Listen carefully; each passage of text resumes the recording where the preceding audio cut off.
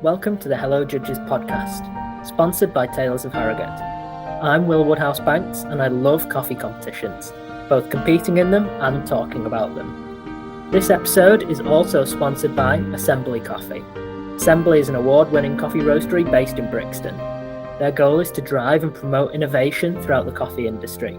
You can check them out at assemblycoffee.co.uk. My guest this week is Claire Wallace.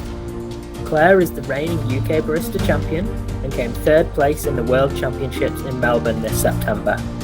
It was great to chat with Claire, fresh off her amazing run at the World Championships, and delve a bit deeper into her experience. This episode has a medium citric acidity, medium to high sweetness, and a low bitterness. Please enjoy. Hey. How are you doing? I'm good. How are you? What are you drinking? What am I drinking? Ooh, I'm drinking El Diviso. Oh, nice. Casual. Of course. Not quite. I don't think it is the same lot as Anthony used to win. But it's whatever St. Ali had at Mice from El Diviso, and it's so good. Welcome to the podcast, Claire. Thanks for taking the time to come and chat. No, good. Anytime. Congratulations on placing third in the whole world at the Barista Championships. Thank you very much. Reigning UK Barista champion. Indeed. Previously second and third place in the Barista Championships. Coffee Masters third place. Yep. I just like working my way up, just in order, you know. Yeah, I was just chatting with Deanna, and we were talking about how you just took one step up each year. I was like, there was no way you were not going to win it this year, right? I mean, don't jinx it. It can all go horribly wrong on the day. But yeah, what an awesome journey it was. Like, obviously, I watched you on the semi-finals day, and the moment I saw you not serve water to the judges, I was like, oh no, it's all over. I got off stage. I didn't even realize I'd done it. And then Rose was like, so you didn't serve them water? And my brain just went, and I thought, that's it. It's over. It's done. I'm in last. But no, apparently it wasn't as detrimental as I thought it was going to be. Amazing. Yeah. Oh, PTSD from that moment. Yeah. Like, to think that you can have such a absolute, nightmare of a moment, and then the next day just absolutely smash it. I mean, wait until you hear about my world's nightmare. Can't wait. Oh, I can't wait to hear about it. It's worse. It was worse. We can start there if you want, if it's fresh, if you need to cleanse some demons.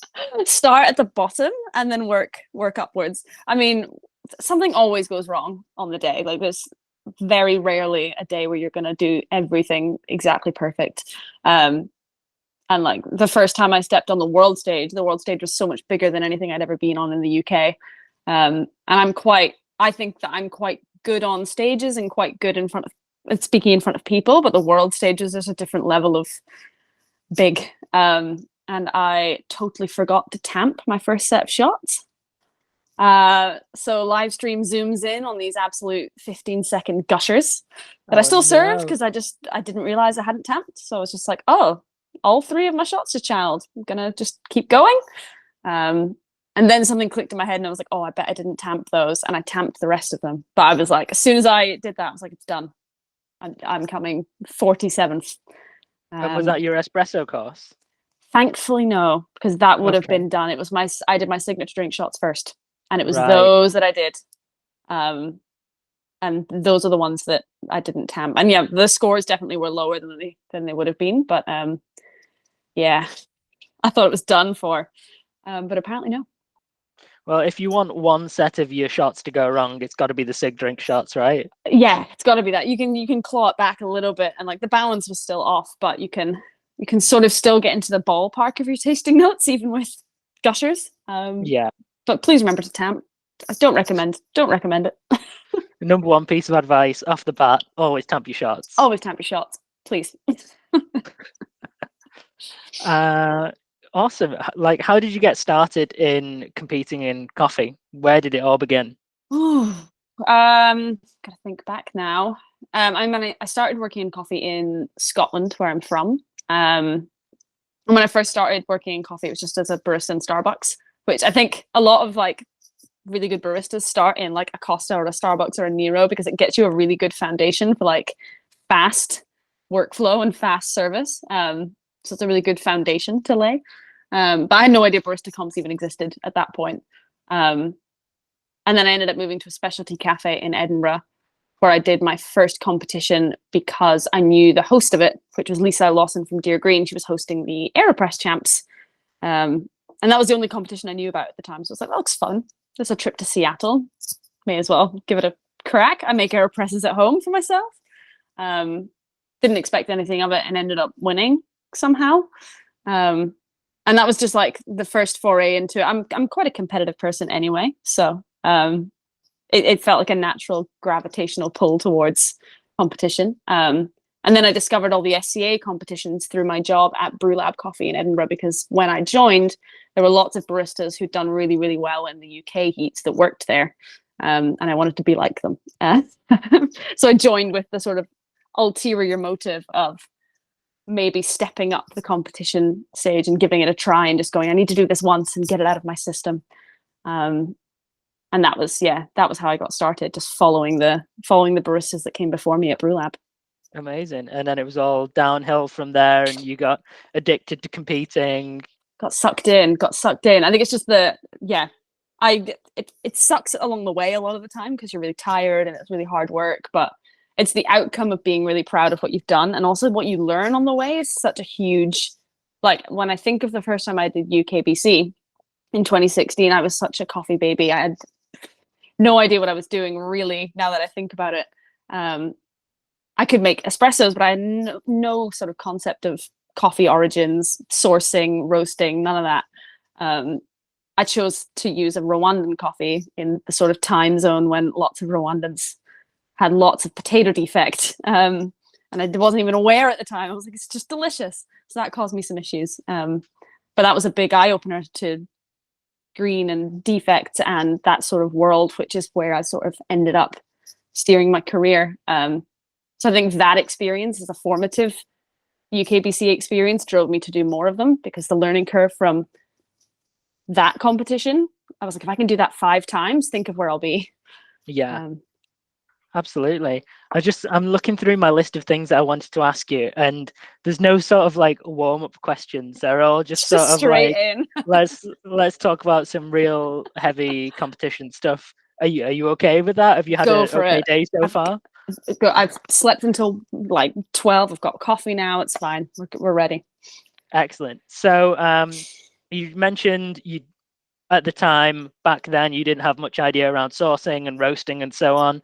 I just had a question come through. What was your approach to roasting coffee for competition? How would you approach a new coffee that you know you want to compete with? Oof, that's almost like a general day-to-day question as well.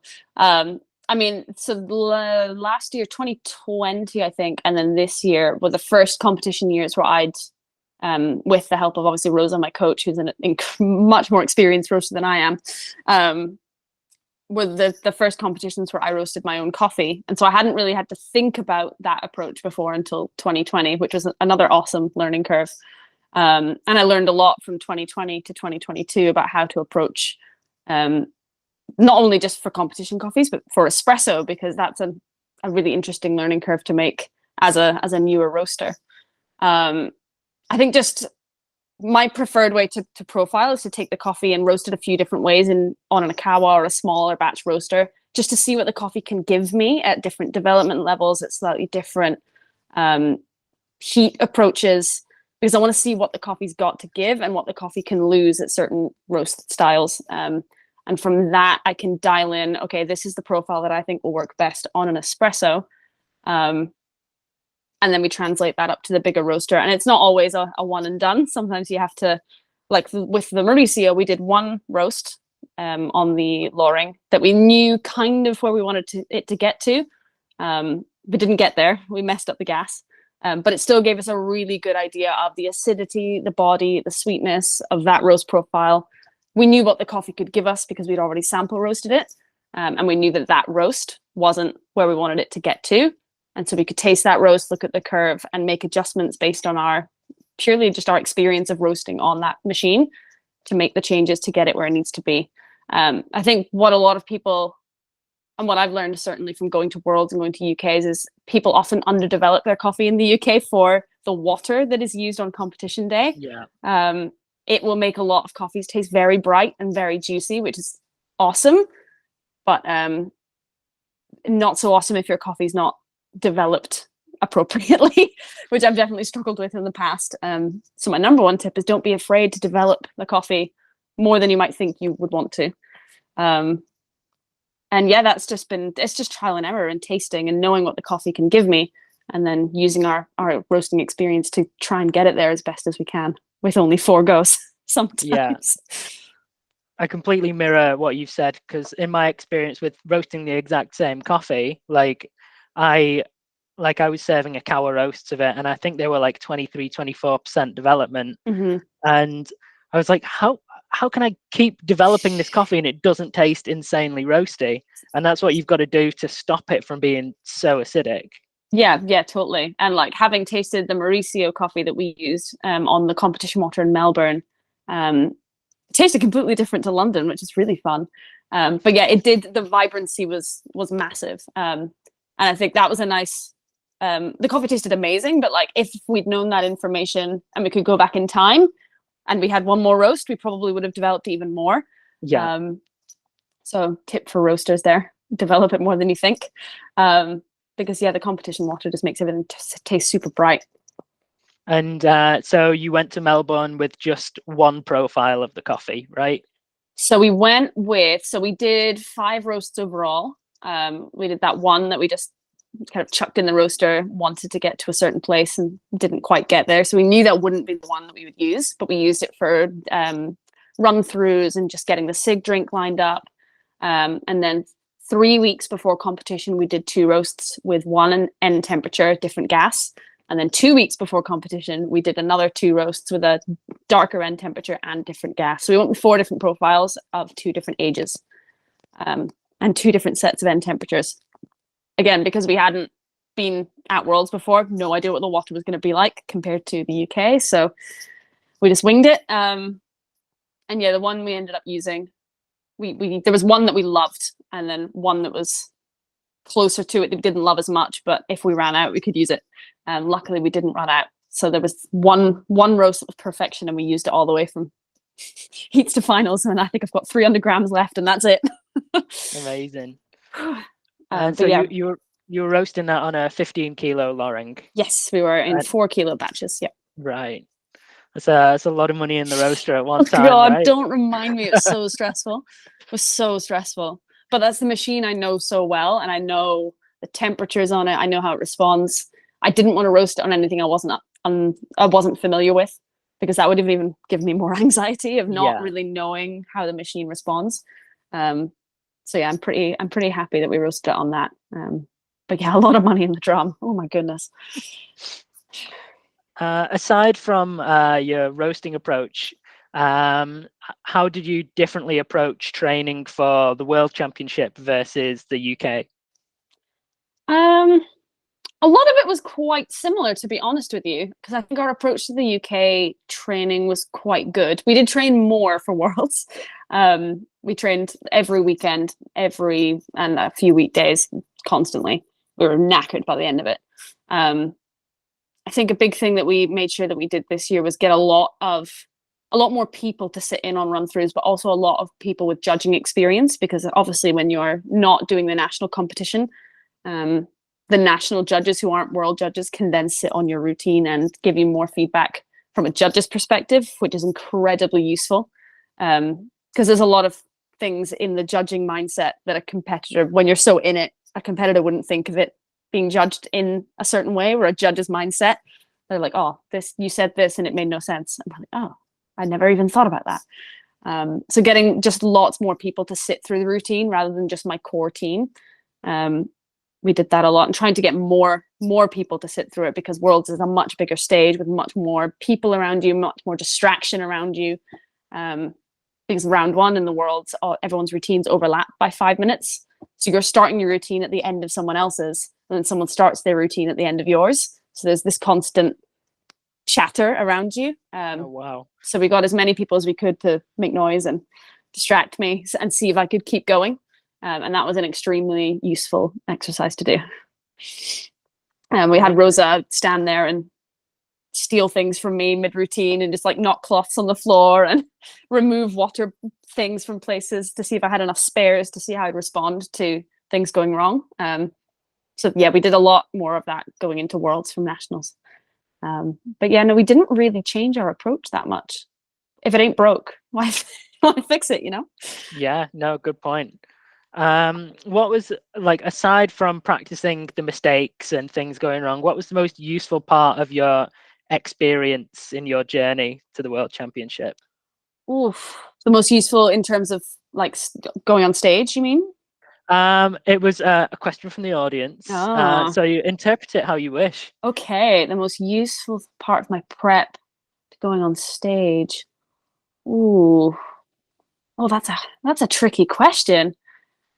I think honestly the most useful part of my prep, because there was a lot of times where I was knackered or not feeling well and just didn't want to go in and train that day, which is where Rosa came in to be like, nope, you're doing it, you're doing it, you're doing it. You'll regret it if you don't do it, you'll regret it. And I honestly think just that little extra push of making sure that I showed up to every training that I'd set myself out to do really prepared me for stage, because I feel like sometimes I'm ready, but I might not actually be ready. So actually just showing up to every single training that I set myself out to do, because it's harder than it sounds. That's such an obvious, like, obviously just go to your trainings, but when you're knackered and when you're sick, and if you're the one person that's training on your own that day, you could be like, oh, I'll just put it off and do it tomorrow. Yeah. But no, it's just showing up and doing the thing, even if it's just for 2 hours, 3 hours. There's always a little bit of an extra layer that you build of preparation every single time you go in and do something. It's always worth it. And I find that every session, the sessions that I want to do the least are what I get the most out of sometimes. So yeah, just the most useful part was having a coach who would be like, you've got to do it. You've just got to push through and do it, because I needed it. I needed the push. So yeah, having someone there to push you when you can't push yourself, very useful. Yeah, it's so easy. Like when you have, like, as you said, scheduled in a little practice on your own, it's so easy to be like, I've already done like 3 this week. Like maybe I don't need to do this one. Maybe I can have a rest. Yeah, exactly. It's so And easy to say no. And rest is important as well, obviously, but schedule your rest in. But if you've scheduled in a training and you know that there's a certain thing you want to achieve that day, just do it. Just do it. It's 8 weeks of your life, 3 months of your life, however long between Worlds and Nationals. And I was kind of the mindset that I don't know if I'll get here again. So yeah, I had to put my all in, but it was really difficult. And yeah, so having that third party in Rosa to push me was very useful. So thinking specifically of just competitions in the UK at the moment, what challenges have you faced in relation to being in the minority, being a female competitor? Oof. I mean, I'm a minority in that I'm a woman, but I'm a white woman, so I've definitely not experienced a huge amount of discrimination for anything other than that. I think the hardest thing about that is just there's no like representation of someone who is like you. I think it makes you feel like you can do something. So it's kind of hard to compete year after year and be like, I don't think I'm going to win this, or I don't think I can do this because it's never been done before, or like, oh, it's been 18 years and no one's ever done it. And it can be quite discouraging. And like, I've not experienced it myself, but I've heard from other competitors that they've been judged differently based on ways that they present themselves on stage that could be characterized as a female trait versus a male trait, and that the male trait has been looked upon more favorably than the female trait, or a female presenting a male trait has been marked down, where a male presenting that male trait has been praised. I've luckily not experienced that, but I've heard that happen before, and I think that's a very big struggle. Is just, yeah, the not having the representation and thinking that I wouldn't be able to do it, and the discouragement of that was a difficult. And then, yeah, from that other perspective, like, how do you present yourself as a woman so that you can win? If presenting yourself in the classically male way doesn't work. Yeah, there's a lot of challenges to it, and I don't really know how to get more representation of our industry higher up on those podiums. It's something I would really love to work on. And I know Cam from the SCA is really, really passionate about getting our more diverse industry actually on the podiums. And so, yeah, it's something I'd love to get involved in more now that I've done what I set out to do, essentially, which was to actually finally break that glass ceiling. And now hopefully I can help more women and other minorities get there. Excellent. I think our industry will be all the better for it. Like, it's definitely something that has been a long time coming. As you said, I think we did previously have a female champion 18, 20 years ago, something like that. Yeah, which is a mad amount of time. I know specialty coffee's young, but the world competition's only been running for 22 years. So there's only been 2 UK female champions in 22 years. It's kind of insane when you look in a specialty cafe in the UK, and there's a huge range in diversity in gender, huge range of diversity in race and age, and that just doesn't seem to mirror onto the competition stage. And yeah, I would love to see that change. Yeah, it's like making that translation happen. It's definitely something that we need to all be working towards, figuring out where the barriers are, how we can overcome it. Yeah. And also, like, to your point, we've only had 2 female world barista champions. Yes, exactly. And those are very recent. And I'm not sure if this is fact, but I think someone had mentioned to me that the first year that World Coffee Events brought bias training into their judging calibrations in a much more detailed way, rather than just saying, you have bias, be aware of the bias. I think they did a more detailed, or they've started doing more detailed bias training. And that, I think, was the year that Agnieszka won. Right. So whether there's correlation or causation there, I'm not sure, but it seems to have done well. Yeah, so hopefully we can keep making upwards trajectories from that in the UK as well. I'd love to see more bias training in the UK. I think the last time I judged, it was literally just, you have a bias, be aware of it. And it would be great to have a little bit more delved into there, just because I think it'll be good for everyone, honestly. Yeah, absolutely. I know we're still quite fresh from the World Championships, but has competing in competitions opened doors for you? Has it helped you with your career? Yeah, it has, honestly. Not necessarily in a you've been hired because you're a champion sort of way, but it's the people that you can connect with during and after competition that has opened the doors for me, honestly. From doing my first competition. So my first competition, I lived in Scotland, and Scotland it's got a lovely coffee community. It's great, but obviously London's the hub, and being from Scotland, you can feel a little bit on the edge of the world, quite far up north. Sometimes the heats don't even make it up there, so it can feel a bit disconnected. And so my first competition, I really knew nobody, and nobody knew who I was at all. And then the first UKBC I did, when I ended up coming third, and all the people I got to speak to backstage and all the judges I got to meet, I left knowing a heck of a lot more people than I went in there knowing, and more people knew of me. And that sort of kicked off more connections from there. And that's kind of how I ended up. My competition experience and showing the passion by doing competition really helped me in networking in London, and then meeting the people who eventually introduced me to Assembly, met through competitions in Scotland and stuff. So it's the networking alone, whether you win, whether you lose, whether you get disqualified, that's sort of all irrelevant, but the networking is incredible, because it's all these passionate people with you. And if you're competing with a bunch of newcomers in 10 years, those could be the people that run sourcing companies, that run cafes, that run the companies you want to work with or work for. So it's a great place to be, just to meet the industry. Yeah, completely agree. And everyone else I've spoken to has like said the exact same thing. Like the networking is such a key part of it. And as well as networking, just like personal development, like you learn so much from training to compete, never mind competing, like the run up to it. There's sort of a huge amount of learning there. Absolutely. Have you got any other sort of thoughts or observations on how you think individuals and the industry benefit from these competitions?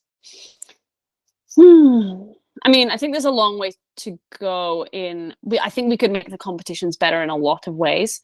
I think the industry has clearly benefited from competition in terms of the barista side of things. Innovation has really come through these competitions and then filtered out into cafes and into the wider coffee industry.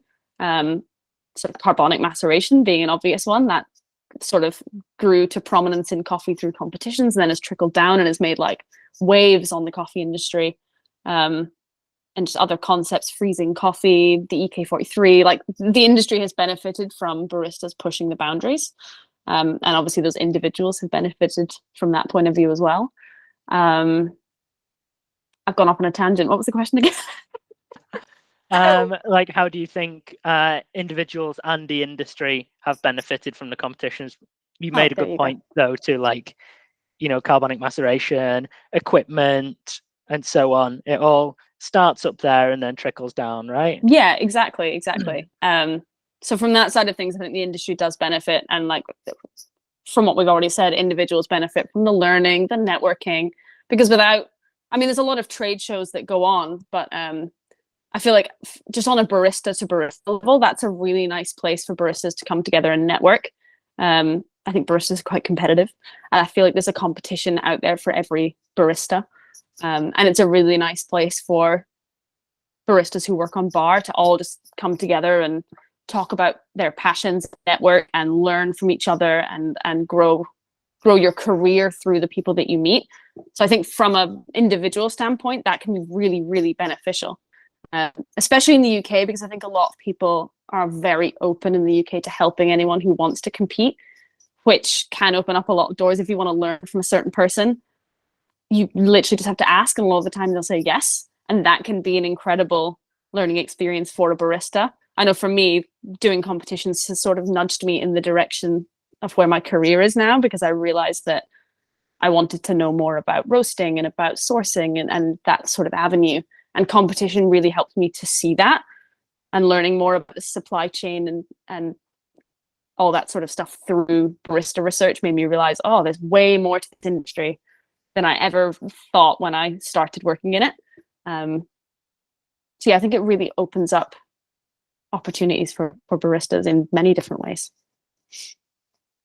Yeah. Have you got any words of encouragement or advice for people who are thinking about taking that leap and competing for the first time? Yeah, absolutely. I mean, do it. If you want to do it, do it. And I would say take the pressure off yourself to like blow everyone's minds first time and win. And yeah, I think people put a lot of pressure on themselves leading up to competition they want to do the best that they can, obviously. But you've got to sort of focus on your own journey and put the blinders on to everybody else around you. I think is probably the easiest way to do it. Because if you start focusing on what everyone else is doing around you and, oh, I'm not good enough to beat them, I'm not good enough to beat them, it doesn't become a very enjoyable or positive journey. So if you want to do it, put those blinders on, just do it and do what you want to do a topic that you want to learn more about, serve a coffee that you absolutely love. Obviously get advice from previous competitors and judges on how to sort of best structure your routine, but don't put the pressure on yourself to beat everybody else necessarily. I think do the best that you can do and take all the learning and soak up all of the energy and meet all the people, because the podium place doesn't necessarily always be the biggest takeaway from the competition, you know? Especially for a first timer. I think being a first timer and having no expectations is probably the most relaxed I've ever been on stage and probably the most chill I've ever been on stage, was just doing it for the first time with no expectations and no and not putting pressure on myself. And that was the most fun I'd had on stage as well. So enjoy that and just do it, because you'll learn heaps. Is there anything, like, just think about what you said, is there anything in particular that you do, like when you're still on stage before you call time? Is there anything you do to relax yourself or get in the zone? Do you have any secrets? Ooh, secrets. I mean, I think some people have seen me. I tend to dance on stage and I'm not actually aware that I do it. The music that I play in my routine is a big one for me. So the first sort of, when you're allowed music, obviously, the first few bars of music have to be music that really puts you at ease.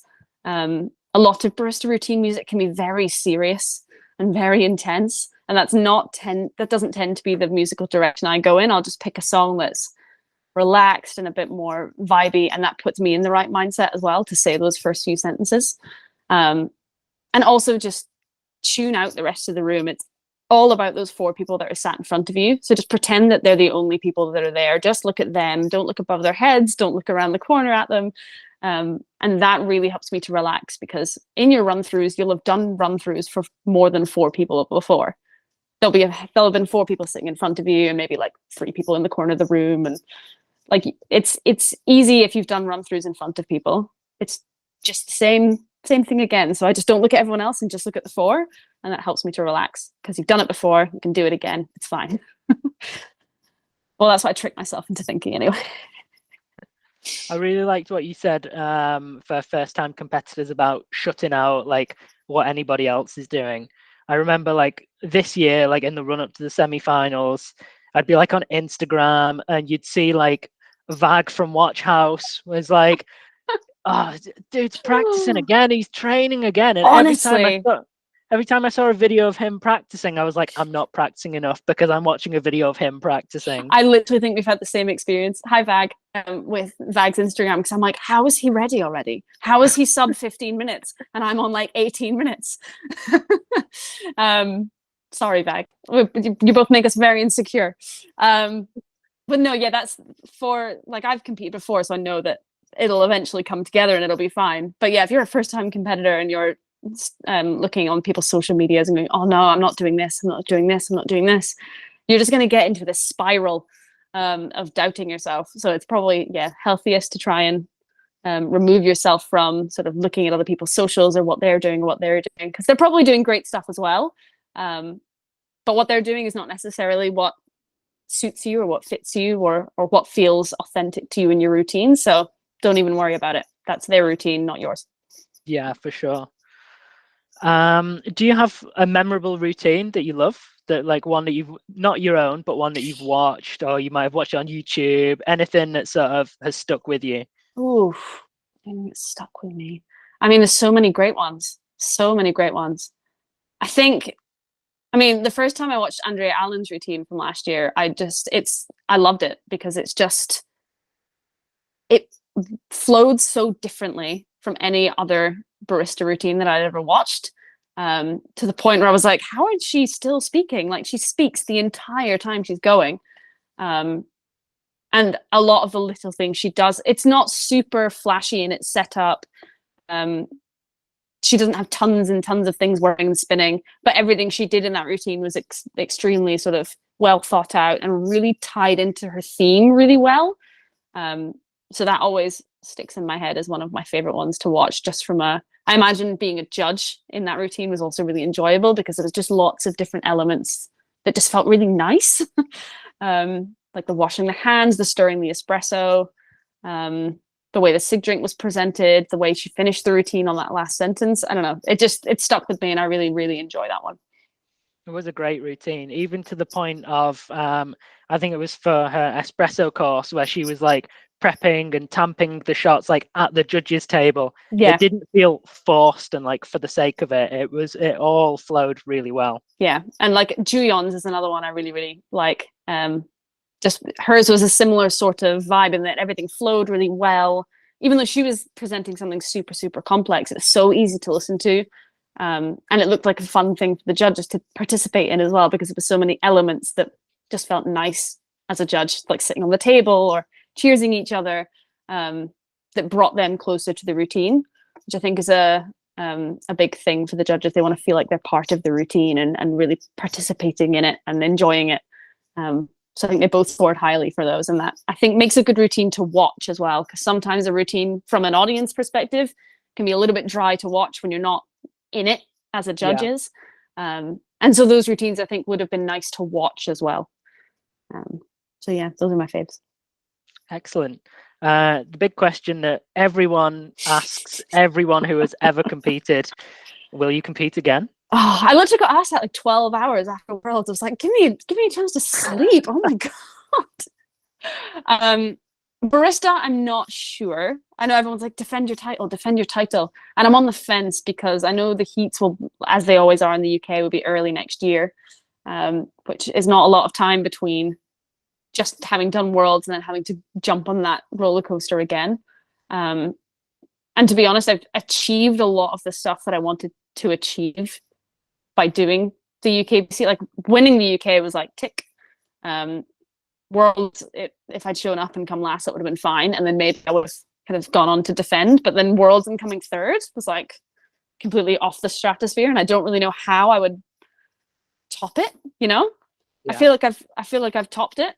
And I could work all that, like I could work super, super, super hard again, like we did this time for 6 months of my life to try and come first. But I honestly think the marginal gains that I'd maybe get for myself in terms of like self-satisfaction might not be worth the 6 months of work. I think coming third is pretty great.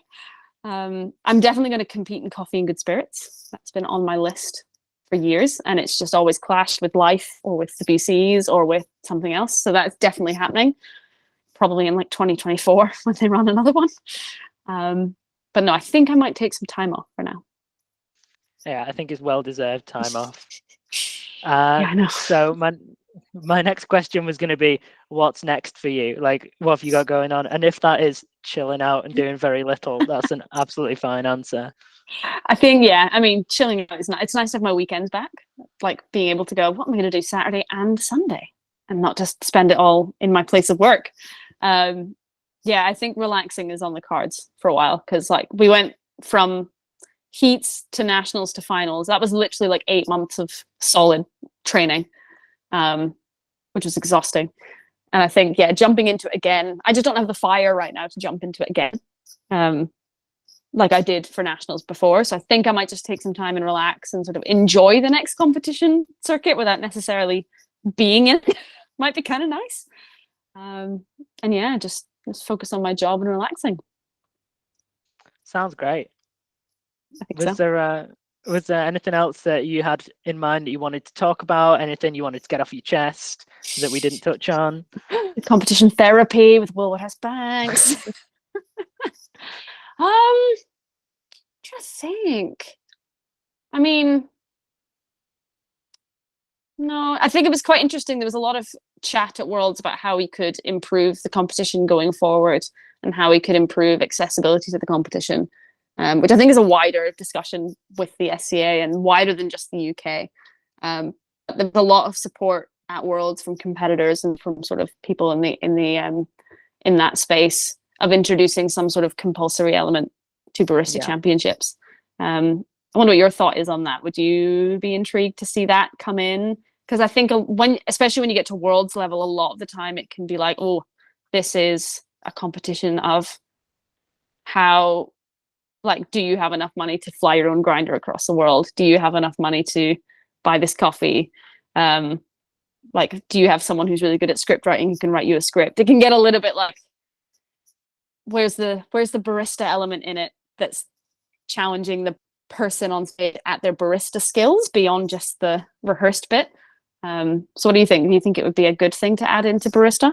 Yeah, I mean, like what you said, on sort of world level, it can almost be like directing a small film, right? With how many people get involved, how many different people come together, and how much money spent on it. It's one thing I love about Brewers Cup is the compulsory round. Like, it's an even playing field for everyone. Like, yeah, you bring whatever brewer you want. You can bring your own kettle, but you've got to use the water that's there. You've got to use the grinder. You've got to brew a coffee that you know nothing about, you've not tasted before. And that's a real test of how good are you at taking a coffee you know nothing about and making it taste the best you can. Yeah, And I think that would really be barista skills, right? If you're doing that on that sort of same level playing field. Yeah, absolutely. Like there was a lot of sort of chat on social media after the Worlds about the top six and how obviously the top six in the world were from very wealthy countries with lots of access to resource, which is true. And that's why, I definitely felt that at Worlds a little bit when me and Rosa and my partner were there, and we were one of the smallest backstage teams. There was a lot of people backstage. And yeah, it just got my sort of mind worrying about how we can, like, if I think back to when I was a bar barista and the money I was earning as a bar barista, and if I'd won that year, I honestly don't know how I would have paid for all the stuff that I needed. I'm doing inverted commas for podcast listeners, to win a competition of that scale. And it's similar when I think about different countries have different financial sort of not capabilities, but I think adding some sort of compulsory element would level the playing field, not just on a national level. If you're just a person who works bar on a cafe in a small town versus someone who works at a massive company, it would level that playing field, and it would level the playing field at Worlds in terms of you're all from quite wealthy countries with access to resources. These people aren't necessarily, but in this playing field, none of that matters because you're all doing the same thing with the same stuff. So that's something I would really like to see added to competition. It would probably make Barista 2 weeks long, but I think it would be worth it, honestly. Yeah, I think it would be really interesting because, like, to put my cards on the table, like when I competed, like, you know, the company were really behind me. They allowed me to practice during like my working hours. We bought an insanely expensive coffee. And so like those things, they really do make a difference in this competition. I went on stage and in the finals, my espressos ran for 19 seconds and I dialed them in to taste amazing at 34 seconds. But I still came second place because one, the coffee's so forgiving and so delicious. And two, all the rest of it is so well rehearsed because I've not had to spend too much time outside of my working job practicing. And like, you know, different companies get behind it for different reasons and to different extents. But like the money that goes into the competition definitely, you know, it is a money game. It's absolutely a money game. And yeah, I think anything we can do to level, because coffee isn't just in those 6 countries that constantly get into the top 6 of the world, right? It's all over the world, and there's so many different perspectives that can be brought from all these different countries in the world that they may not have the finances behind them to not push their routine to the top 6 in a way, but I think you see where I'm coming from. Like there's so much good stuff there and so many amazingly talented baristas who are just maybe not working for a company that has the money to spare, but I think they should still have a fighting chance, you know? And I think some sort of compulsory element, it's a barista competition. So a person who works as a barista 40 hours a week should probably have some advantage over a full-time coffee roaster, you know? And I think if we were to have a compulsory element, a barista who dials in twice a day, 40 for 5 days a week, you know, oops, knocked myself over, would probably have an advantage over me. And that's probably how it should be. So yeah, maybe hopefully in the future we'll see that creep in. I would love to see that. Here's a question we're going to figure out live. Who was the last full-time barista to win the UK Barista Championship? Oh, that's a very, very good point. So like prior to you, it was like Paul and Josh. We weren't full-time baristas though. No. Mm-mm. And then before that, it was Dale, and he was, you know, at the time a wholesale manager. So I think in 2016, the first competition I did when I came third and won Best Newcomer, I think I vaguely remember it being quite a big deal because I was a full-time working barista at that point. I think I was if I remember rightly, the only person in the top 6 who was a full-time bar barista. Yeah, and that was the year Dan Fellows won, right? Dan won and Dale came second, yeah. I got repetitive strain injury though, so maybe not the best idea. No. But no, it's very hard to be a full-time barista and do that competition, because you can't train you can train a little bit in your working hours, but you can't say, I'm taking this shift to go downstairs to the training room and train. And they're like, no, we need someone to pull shots. Yeah.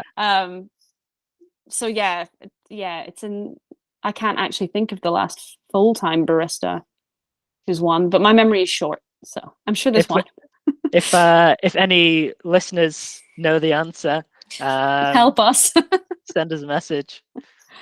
But yeah, I think that would be a good thing to see, definitely. And that's, I think, where the compulsory element of things could level that scale and give bar baristas a bit of a boost in the actual real life skills that a barista competition needs. Amazing. Yeah. Well, it's been 50 minutes of good solid chat. Man, I talk a lot. Doesn't feel like 50 minutes already.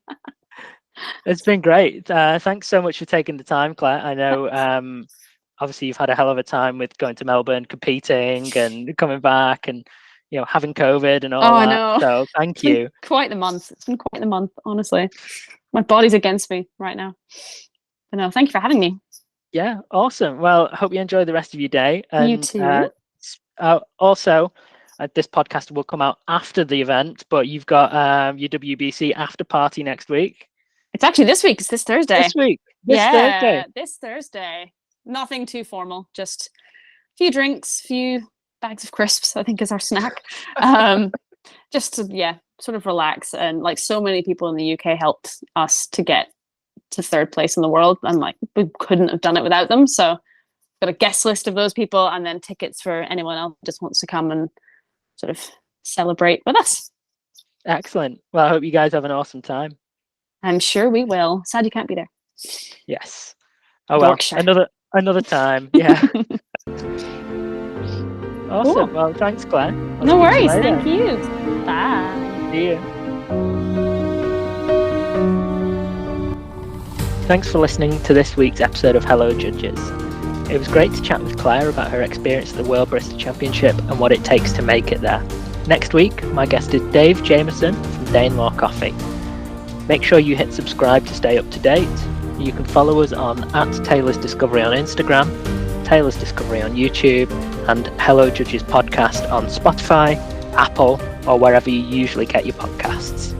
As always, it's been a pleasure to share this podcast with you today. Thank you. Time.